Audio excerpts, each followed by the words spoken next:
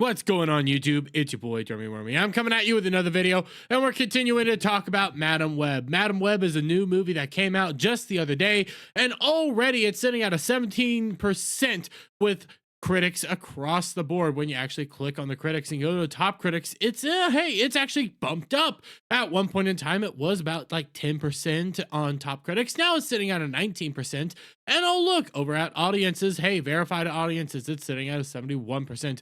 All audiences, though, at a 46%. But here's the vast reality of the actual audience score.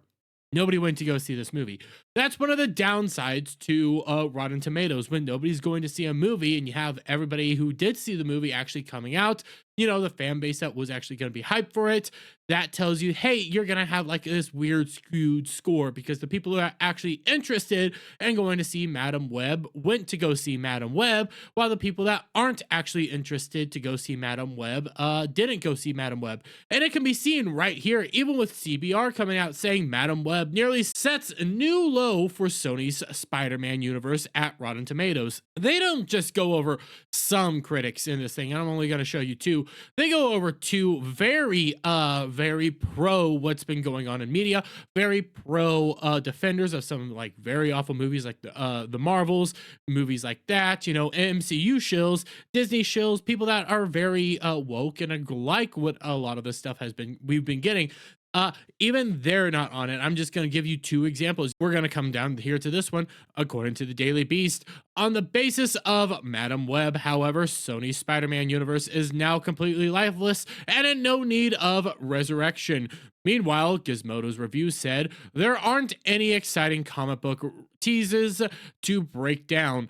There are teases of teases more than anything else, or satisfying emotional achievement to latch onto. It's a story that only makes sense if you don't think about it, filled with performances that aren't very engaging, and then it ends. That ending does tease there could be more Madam Web to come, but we'd be very, very surprised if that even happens. And that's one of the key takeaways here. Is there actually going to be a second Madam Web movie? Is Sony actually going to continue down this all-around path of their Sony Spiderless Spider-Man universe?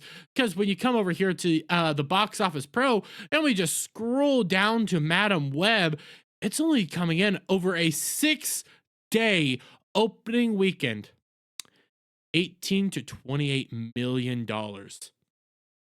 18 to $28 million is what it is projected to make. I believe worldwide. This could just be domestically, but that's not either way. If this is just domestic box office opening, here, I'll take out the domestic level right now. That's just domestic box office opening for a 6-day opening weekend. That's a disaster of an opening. That's one of the worst openings I've ever seen, actually reviewing on this channel.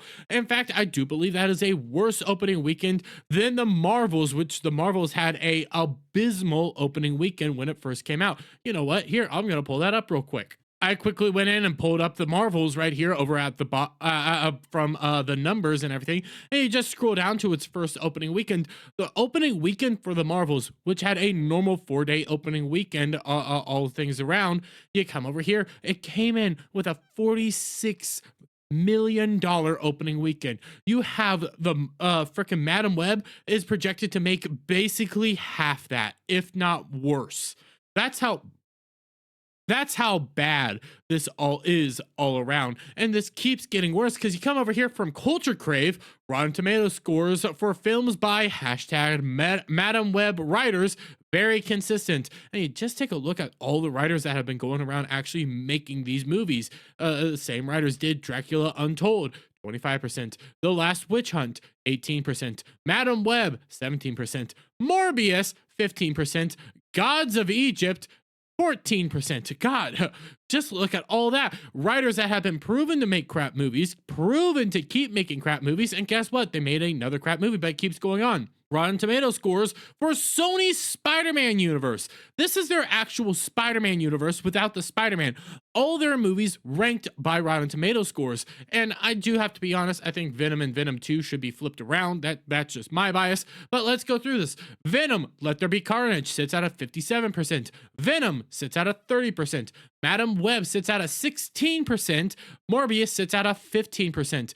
This is not a good universe. This is not a sustainable universe. It was never going to be a sustainable universe because, again, like I said just a little bit ago, this is a Spider-Man universe without the Spider-Man. You're focusing on every Spider-Man characters, all sorts of different Spider-Man characters, but with no Spider-Man attached. And it's showing that nobody cares about this. Nobody likes this. Nobody actually likes this universe. This universe is not a good universe. It has not been making money. And hey, guess what? You still got one more movie in this whole Spider-Verse left to go. We do have Craven coming up soon. You guys excited for Craven? Because I sure as heck I'm not. I'm not even gonna go see Madam Web. I have no plans to even, go on some no sites to go see Madam Web. I would rather do anything else than watch Madam Web because it looks so abysmal, so annoying, and just downright awful. And it's ranking out to be one of the worst outings of a Sony Marvel movie ever. But I'm gonna leave it there, guys. Let me get you guys' thoughts on all this down in the comments below. If you like this video, please give it a thumbs up, share it out with friends, hit that subscribe button, hit that notification bell for every time I put out a new video and go live. And I'll see you all on the next one. Bye for now.